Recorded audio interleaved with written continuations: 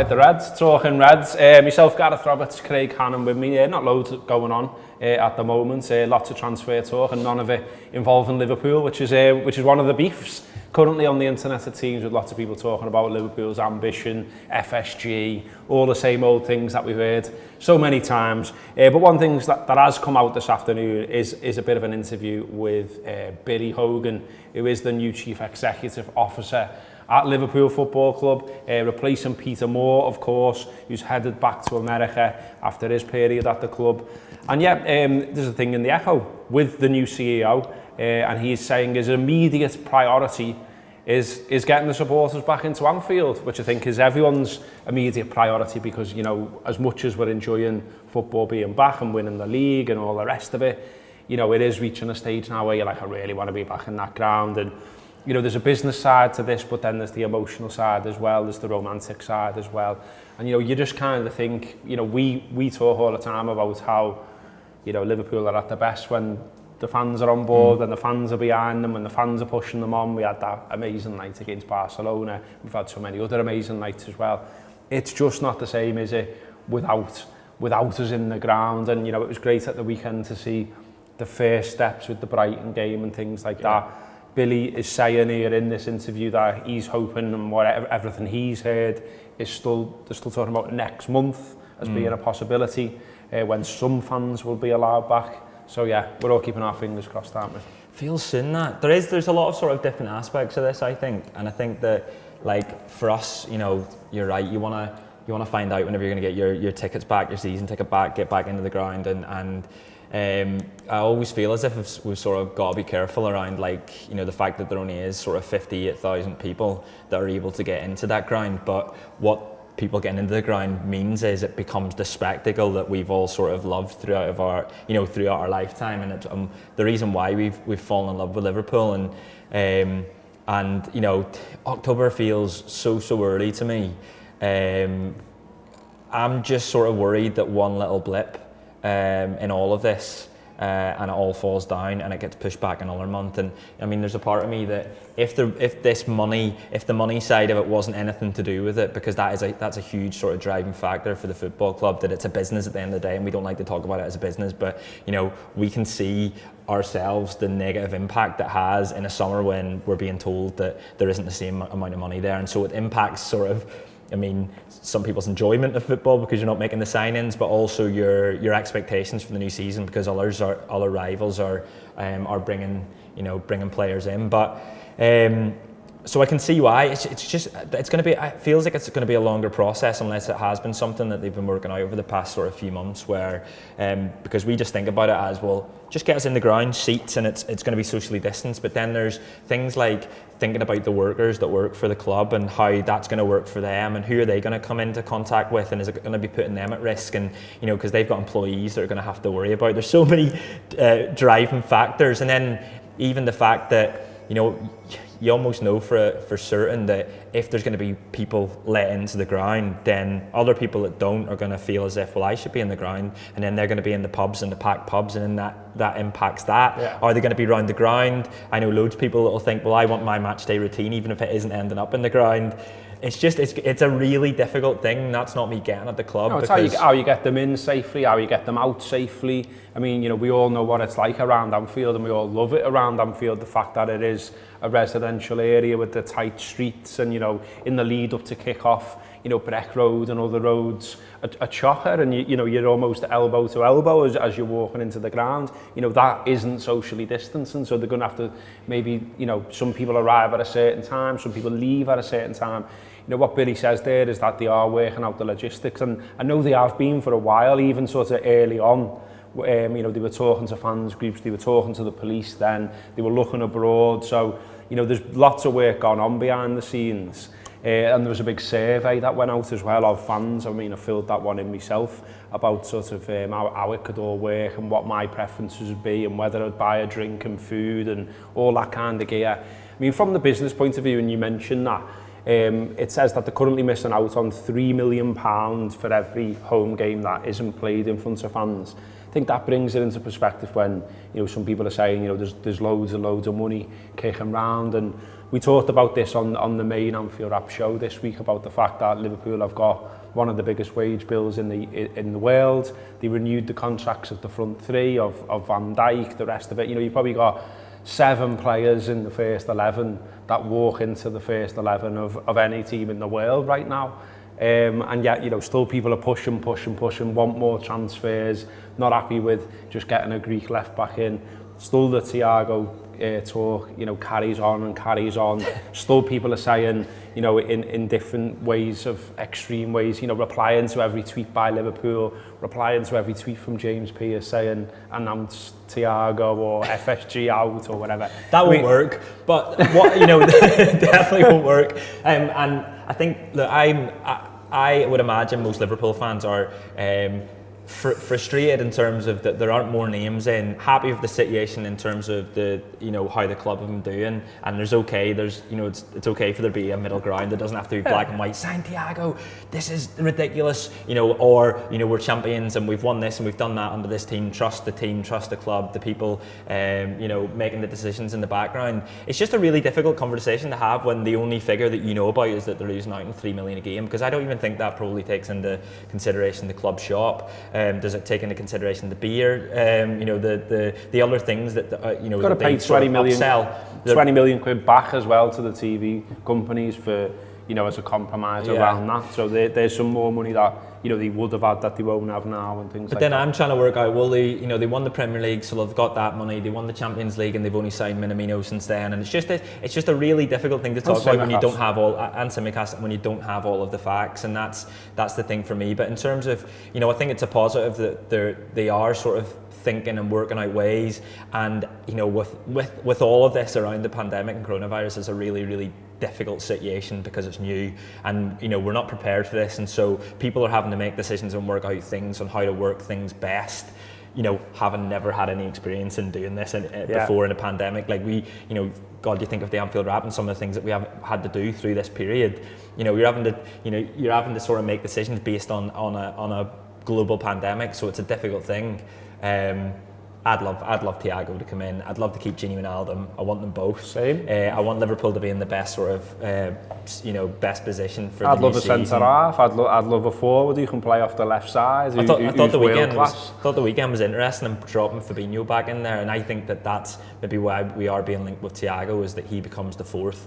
You know, why buy a sort of, you know, a 4-3 centre back when you can just drop in one of the best defensive midfielders in the world and he'll do a really good job there, and then you've got another brilliant defensive midfielder in Thiago if he comes in. But yeah, there's a long way to go in this transfer window. I know, it's open till October. I mean, I just think maybe there should be a little bit more trust for what we've seen already from the group of people that are at the club right now. I mean, you know, the transfers under Klopp and Edwards, if you want to call it that way, have been by and large 90% successful, I would say.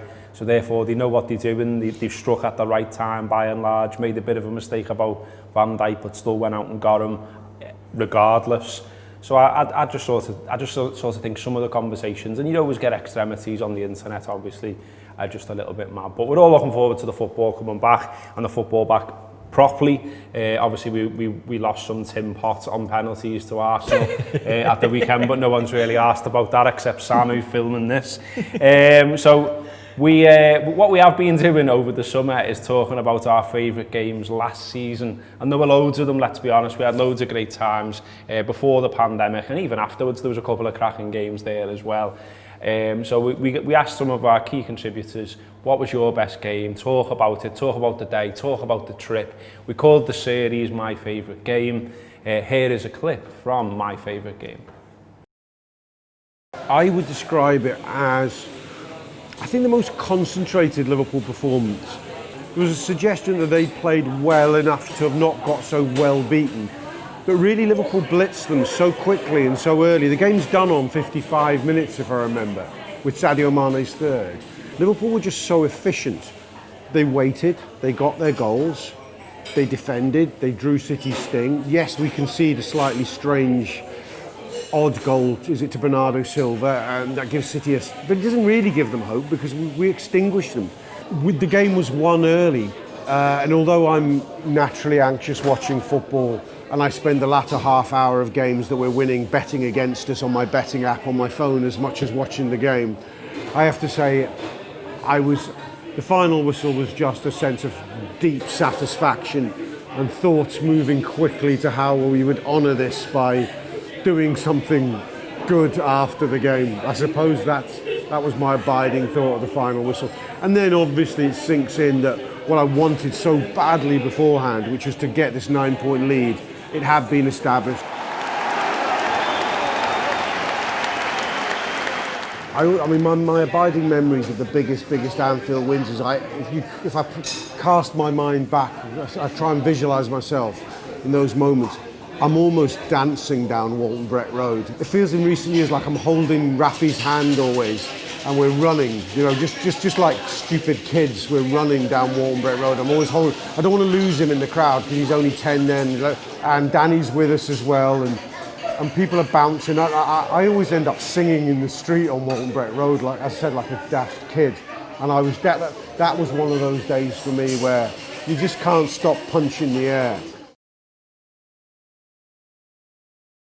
So there you go, my favourite game, one of the current little series running there on the video package on the Anfield app. If you fancy having a go at that, download the app, get the free tokens and have a go. And if you like it, subscribe, get involved. There's a video package, there's an audio package, and there's the lot, including the writing on the site as well, theanfieldapp.com. So yeah, get involved. We were just talking there while you were watching that about sort of the bubble that we operate in, if you like. So we've got a red bubble, if you like. So the likelihood is if you're on social media, you're following other Reds, you're following people you think know about the Reds, you're following journalists who might know about the Reds, and so it can all become a bit weird. And every day it's Thiago, every day it's FSG, every day it's this shitty top red thing, which is absolute fucking nonsense. But I think it's really interesting that I've just seen some stuff here from Gary Neville, and he just sounds like exactly the same, only about Manchester United, because obviously United have been linked to Thiago as well, which has caused even more angst in our bubble, because they're like, oh, if they shine, I'm gonna fucking flip, lad. But United obviously finished 30. Just a version of you there, wasn't it? Wasn't anyone new. United finished 33 points behind Liverpool. I will never tire of saying, as well as obviously that we won the league. And so, he's saying here to Sky, Neville, it's frustrating at the moment as a United fan that we haven't done our business earlier. Now, this sounds familiar, doesn't it? There have been times where the club panicked in the transfer market in the past, where they've been reactive, where they've overpaid and where they've got it wrong. You've got to be sensible. If the deals aren't there to be done, you don't do them. But there's definitely tension building, particularly on social media. So even Gary's on it in the Man United bubble. And then he's saying, why hasn't Sancho signed? Why haven't we signed Thiago? Why haven't we got whoever it might be that's gone to another club? And he says that we need 4 or 5 players, not 3. And there's a problem with what other clubs are doing. If Liverpool get Thiago, if City do what they're doing, you've got Chelsea doing what they've done, and then all your competitors look like they're improving and moving forward. United have to do business, but I do believe in the strategy of what's happening, blah, blah, blah, blah, blah, blah, blah. But it's interesting that, isn't it? I just thought it was an interesting little segue that, in all these other bubbles, maybe not in the Chelsea bubble, because they've spent 200 million quid or thereabouts, or they will have done. Yeah. So, they're obviously going to be happy. And they're going to be thinking, right, we're ready to challenge. And then when it turns out Frank Lampard's not that good and they lose the first 3, they'll be back to where we are. You know what I mean? But I just think we just need to all stay calm and enjoy the remnants of summer and the beginning of autumn. I mean, Gary's saying there. It's deep that. It's getting cold, it is autumn. I was just nearly jumper time. Yeah, schools are back, yeah. It's interesting what Gary Neville's saying there, because you're right. I was speaking to a mate of mine who was a United fan, and they're just a bit annoyed that he used the word, now we build from a position of relative strength, in that they got to the Champions League and they didn't think they were going to be able to do that. Now get the signings, now that you're in the Champions League, why aren't they doing Sancho? And I'm having the same conversation where I'm like, look, I just want Jurgen Klopp to build from a position of strength, from the top. And if you watch the Liverpool documentary the other day, Souness says, he's like, the best thing that Liverpool sides did in the 70s and 80s was when they were were at the top, they bought from the top, they bring in Dalglish, they bring in Hansen and so on. And so I'd like to see that. But even then we sold Keegan, so we were selling to buy then. Yeah, Do you know what I mean? but I think there's a bit of a theme here if you're not owned by a country, or if you're Chelsea and you've sold 150 million worth of Morata and Hazard and not been able to sign anyone but Kovacic. Is that him in COVID then? COVID up front for Chelsea. The pandemic. And that is that there's uncertainty, like Swiss Ramble did a really interesting thing on the Twitter, on the mad Twitter, where they sort of dissected how Chelsea might be affording it.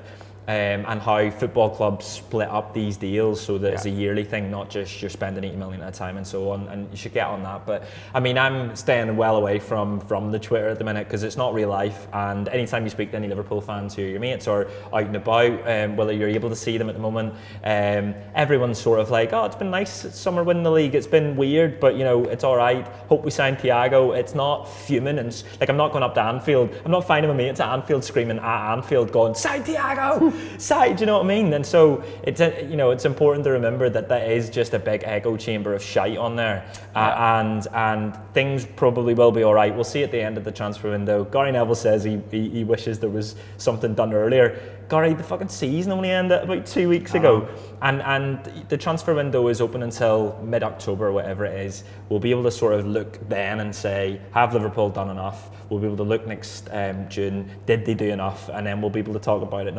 I'm just not going to waste my time fuming over something that hasn't happened, might happen, maybe doesn't happen. But yeah, we'll go for there. Zen is how I'm let's all be zen. And listen, you know, if you're worrying about, you know, maybe we could do with one more midfielder. Which we could. Well, Marko Grujic, who's been out on loan for a while, is he's high, isn't he? This time he's getting a little chance again. You know, Berlin are out there, I think it is today, saying, you know, last time Klopp was happy for him to go back and train with them. This time he wants to have a little bit of a look at him. And yeah, shall I do it? No. It'd be like a new signing.